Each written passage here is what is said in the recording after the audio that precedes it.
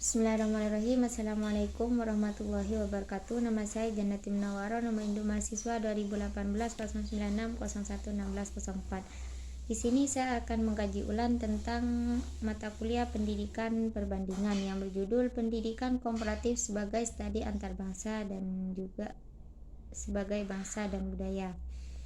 Dosen pengampu Bapak Fikri Farihin, MPDI. Yang pertama di sini untuk mengetahui konsep dasar bangsa dan negara, yang kedua mengetahui konsep dasar budaya, dan yang ketiga pendidikan sebagai komparatif studi antar bangsa.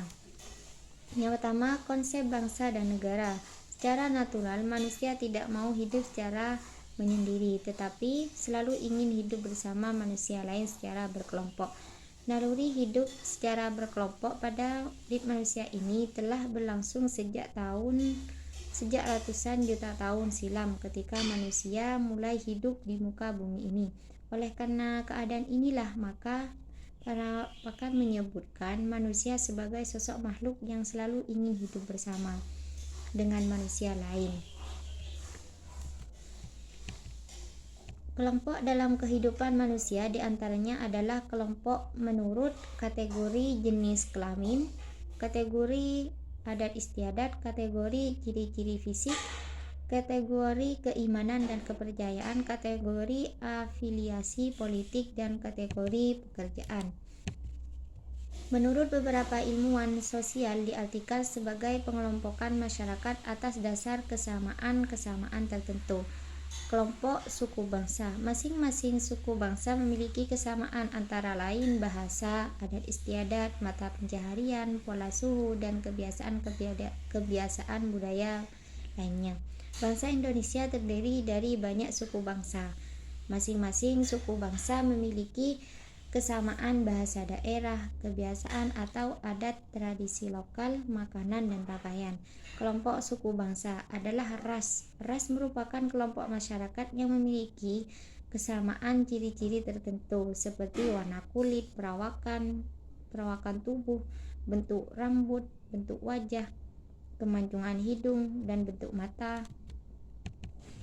Negara state adalah konsep yang menunjukkan pada suatu bangsa yang sudah memiliki ikatan nilai dalam bentuk konstitusi dasar dengan batas wilayah yang jelas serta memiliki pemerintahan tersendiri yang sah.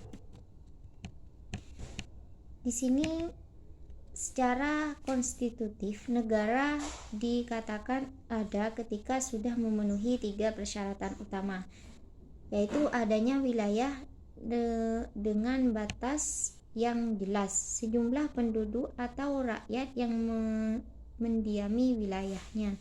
Yang ketiga, adanya pemerintah yang sah dan berdaulat memerintah rakyat dalam wilayah tersebut. Secara deklaratif, negara dikatakan ada ketika telah memiliki yaitu tujuan negara, konstitusi atau undang-undang dasar, dan adanya pengakuan dari negara lain baik secara de jure atau maupun secara de facto. Di sini menurut banyaknya ahli terdapat 3 teori tentang asal-usul negara, yaitu teori hak keutuhan, teori keunggulan keutuhan, dan teori perjanjian sosial.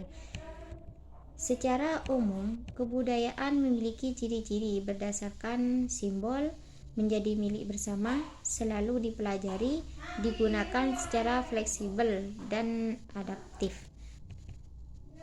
Unsur budaya terdiri atas 3 lapisan. Lapisan pertama yaitu lapisan paling luar berupa kebudayaan material, dan yang kedua adalah berupa sistem sosial yang mewujudkan adalah aneka tindakan dan kebiasaan-kebiasaan atau sesuatu masyarakat. Yang ketiga, lapisan paling dalam adalah berupa sistem nilai. Di sini aneka bangsa di kawasan dunia ini dewasa ini dibagi menjadi 5. Yang pertama, kelompok bangsa yang maju dan makmur, dan yang kedua kelompok bangsa sedang berkembang, dan yang ketiga kelompok bangsa miskin atau terbelakang. Dan yang keempat, kelompok bangsa paling miskin. Dan yang kelima, kelompok bangsa yang bangkrut. Itulah yang dapat saya sampaikan, kurang lebihnya mohon maaf. Wassalamualaikum warahmatullahi wabarakatuh.